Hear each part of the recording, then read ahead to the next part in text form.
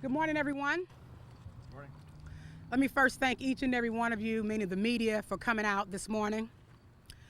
Joining me this morning, I have Chief Dotson, as well as the mayor and the mother of the young lady that was shot in the eye, Donetta. You want to join us here? We're here this morning because of the growing concerns of gun violence that's plaguing our community. We're saying today that black-on-black violence must stop. What we need now is all hands on deck. We need the community to be outraged in the same manner in which they were outraged when Michael Brown was shot by a police officer. When it comes to black-on-black violence, we need protest. And the type of protest that we need right now today is the code of silence. The code of silence must stop. We can no longer allow for the no snitching code to exist in this community. We're calling on every block in the city of St. Louis, members on those blocks who know that crime is existing in their community. We're asking that they step up and speak out.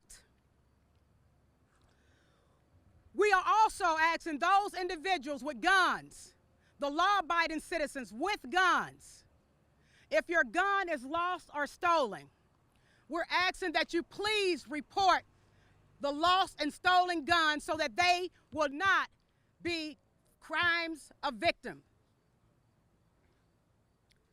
What we're also asking for the community to do is to step up and get involved, become mentors to young men and women throughout the city of St. Louis, because many of them are lost.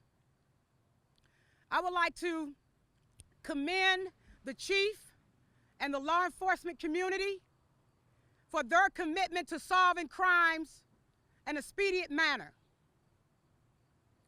We all know that unsolved crimes increases crime, because when Mikey knows that the crime is not solved on his block, it makes it much more easier for him to pick up a gun and go commit a crime.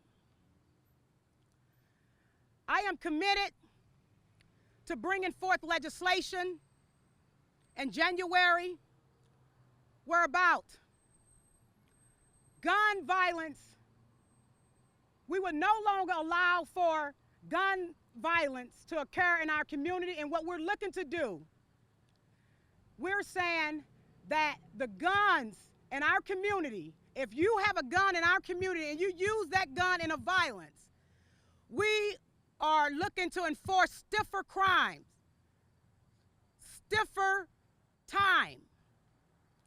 So what we're going to do is we're going to pass legislation where it would be mandatory for those with violent crimes and those with gun crimes.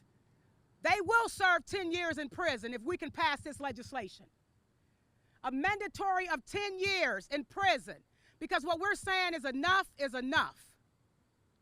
So I am calling on my elected officials in the House and the Senate to join me in pushing forward a mandatory sentence on gun violence to the tune of 10 years in prison.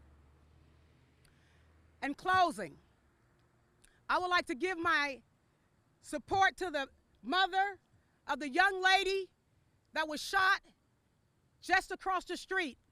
She lost her eye. We have too many senseless shootings in our community.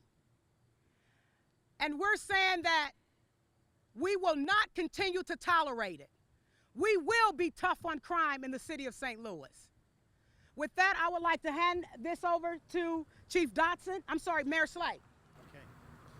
Well, thank you, Senator Nasheed. Thank you so much for your leadership on this very, very important issue for our community. And certainly thank you for being here this morning. What happened to 14-year-old Latasha Williams makes me angry. It should make everyone angry. The same for every other victim of senseless violence in our community and in our region.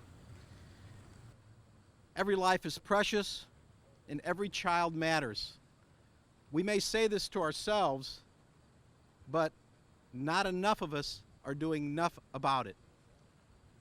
We know that the combination of concentrated poverty, lax state gun laws, and cuts in mental health services is deadly and dangerous, but not enough is being done about it.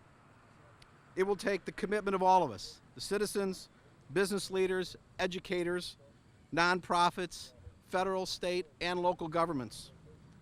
Here's what we are doing. Chief Dotson and his officers have and will continue to go after violent criminals.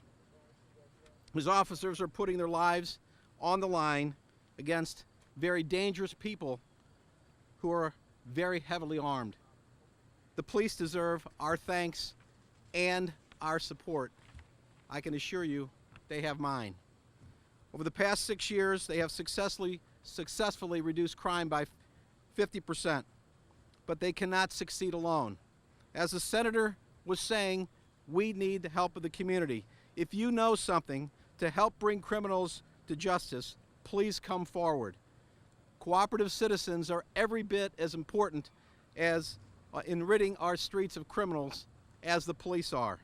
They cannot do their jobs well without your help. We also need the courts to do their part. Judges can make a difference by consistently being tougher on criminals who use guns to kill people or to threaten our neighborhoods. So I will continue to push for an armed criminal docket. I will support Senator Nasheed's bill for tougher sentences for gun criminals, and we will continue to form successful partnerships with federal law enforcement agencies to take gun cases to the federal courts where sentences are much stricter. We must also address the underlying causes of racial economic disparities. Too many young people do not have a job, and many of them don't have the skills to get a good job. So we have created a job readiness, job training, and summer jobs programs, and they work. We need the resources to expand them so many more people can take advantage of these programs, especially young men, and have the opportunity to work to become productive citizens. Much of the violence in our region is caused by ex-offenders, so we created a successful prisoner reentry program to help ex-convicts become productive citizens instead of criminals again. We have proven that it works. Now we need more money to expand those programs. We have created an initiative we call Ready by 21 to start preparing children to learn before kindergarten and to help them keep learning until they graduate from high school and either go to college or enter the workforce. These are some of the ready-made, proven approaches that are already helping steer young people away from the life of violence. It's only a matter of having the will to expand them so that we can help many more of our young people.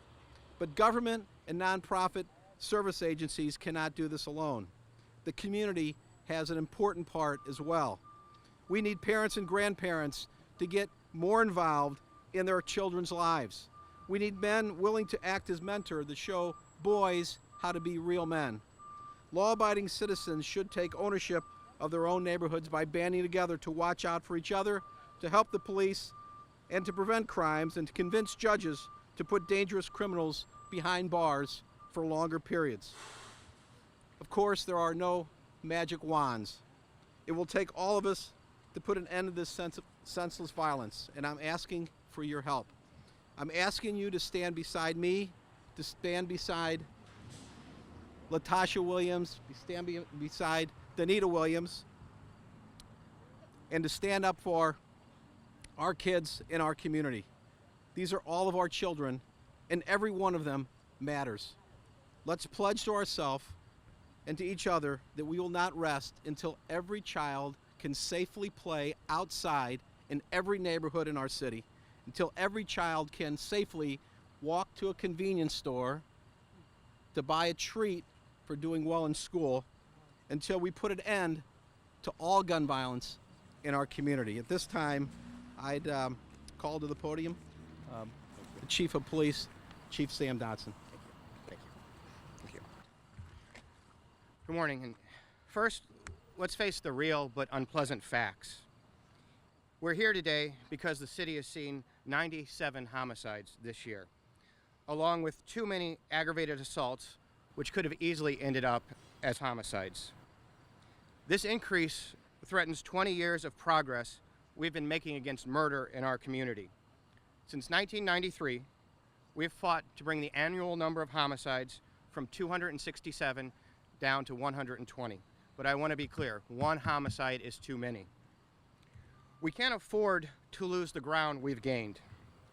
Too many people, including police, community leaders, parents, teachers, the clergy, have all worked too hard for too long, and the stakes are just too high. We also can't afford to ignore the obvious common element in these crimes. Nearly all of them involve the unlawful use of guns. We are a nation of 316 million people with 310 million firearms. And because of measures like Amendment 5, even some of the most common sense steps against gun violence face an almost impossible task in overcoming what lawyers call strict scrutiny. But you know who doesn't face strict scrutiny? The violent gun criminals who routinely get light sentences or probation from our courts. I see case after case where armed criminals with proven histories of violence are treated with kid gloves. I believe in the Second Amendment, I really do. I believe in it so much, I want to save it from the kind of extremist interpretations that lessen the room for common sense application. There are millions of people in Missouri who, perhaps because they live away from the city centers, don't see the violence that destroys so many young lives like Latasha Williams. But it is not right for those who make our laws to live so far and so insulated from their consequences. That's why I support the senator's move for mandatory minimum sentences for convictions involving gun violence. Because this is too important. There can be no excuses. We must all work together to find solutions that let lawful gun owners keep their legitimate rights without sacrificing the rights of our children to be safe and to grow up so they can pursue their own lives, their own life, liberty, and happiness. The police need the help of the community to solve crimes. The community needs to help our elected officials, like Senator Nasheed and Mayor Slay, to help fix a system that is broken and allows criminals to prey on our young children. We all must do something to keep our children safe. Thank you. I'll introduce her. Our next speaker is a young lady that I had an opportunity of meeting yesterday. I went to visit Latasha Williams in the hospital yesterday and met her mother, Danita. I can assure you that it took a lot of courage for Danita to be with us here this morning, but she's as angry as all of us should be about not just what happened to her daughter, but what's happening in neighborhoods in our city too often. And at this time, I'll give the podium to Danita Williams, Latasha's mother. Good morning. Good morning. Like the chief and the senator and the mayor was saying, it starts within the community. The community has to come forward. We got to stick together. Yes, the police need help. They can't just be out here. You know, where do they get their leads from? The street, no. It's not safe. It's not. They hurting innocent kids. My daughter lost her eye. It's gone. Who can replace that? No one. It starts in the home, the parents. It's no livability. Nobody, we need to come together. No one comes together. Just because the mom or the dad isn't in the home doesn't mean you have to turn to the street. It's stuff out here. It's resources out here. You do have jobs for convicted felons. Get up and do something out here. My daughter, so innocent, very innocent, good student, real bright. got shot 2 times at this store. It needs to stop, and I'm pretty sure the street know who did it. They know they're not going to come forward. They're afraid.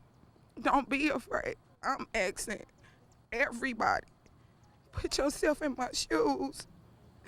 Just for 1 second, put yourself in my shoes and understand how I feel.